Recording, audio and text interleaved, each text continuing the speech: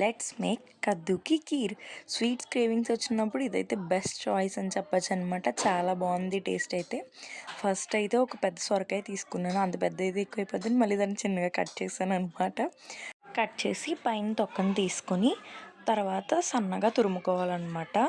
మొత్తం సన్నగా తురుముకున్నాక దాంట్లో వాటర్ అయితే వస్తుంది కదా, గట్టిగా దాన్ని అయితే స్ట్రెయిన్ చేసుకుని పక్కన పెట్టుకోవాలి. ఈలోపు ప్యాన్ పెట్టుకొని నెయ్యి వేసుకొని అందులో డ్రై ఫ్రూట్స్ ఏవి అవైలబుల్గా ఉంటే అవి కూడా యాడ్ చేసుకొని బాగా ఫ్రై చేసుకోవాలి. డ్రై ఫ్రూట్స్ ఫ్రై అయ్యాక అదే నెయ్యిలో మనం ముందుగా స్ట్రెయిన్ చేసి పక్కన పెట్టుకున్న ఆనపకాయ తురుము కూడా వేసుకుని బాగా పచ్చివాసన పోయే వరకు ఫ్రై చేసుకోవాలి.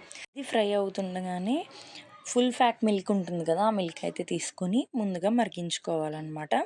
తర్వాత చిన్న బౌల్లో కొద్దిగా పాలు తీసుకొని అందులో కస్టర్డ్ పౌడర్ కూడా వేసుకొని కస్టర్డ్ పౌడర్ ఉండలు లేకుండా మొత్తం బాగా మిక్స్ చేసుకొని పక్కన పెట్టుకోవాలి. ఈలోపు ఆనపకాయ తురుము అయితే బాగా పచ్చివాసన పోయి బాగా దగ్గరికి ఫ్రై అయ్యాక గంట ముందు నానబెట్టుకున్న సగ్గుబియ్యం కూడా యాడ్ చేసుకుని బాగా దగ్గరికి ఫ్రై అయ్యే వరకు బాగా కలుపుతూ ఉండాలన్నమాట. ఇది మొత్తం బాగా ఫ్రై అయ్యాక మరిగిన పాలల్లో ముందుగా మనం ఫ్రై చేసుకున్న సొరకాయ తురుము కూడా యాడ్ చేసుకుని టేస్ట్కి సరిపడా షుగర్ కూడా యాడ్ చేసుకుని తర్వాత అందులోనే ముందుగా కలిపిన కస్టర్డ్ పౌడర్ మిల్క్ అయితే ఉంది కదా, అది కూడా యాడ్ చేసుకుని బాగా దగ్గరికి అవనివ్వాలి. మొత్తం అంతా బాగా దగ్గరికి అయ్యాక లాస్ట్లో డ్రై ఫ్రూట్స్ కూడా యాడ్ చేసుకొని సర్వ్ చేసుకుంటే కద్దుకి కీర్ అయితే రెడీ అయిపోతుంది. మీరు కూడా కావాలనుకుంటే ట్రై చేసి ఎలా వచ్చిందనేది ఖచ్చితంగా కామెంట్ అయితే చేయండి. వీడియో కనుక నచ్చితే సబ్స్క్రైబ్ చేసుకుని వెళ్ళండి.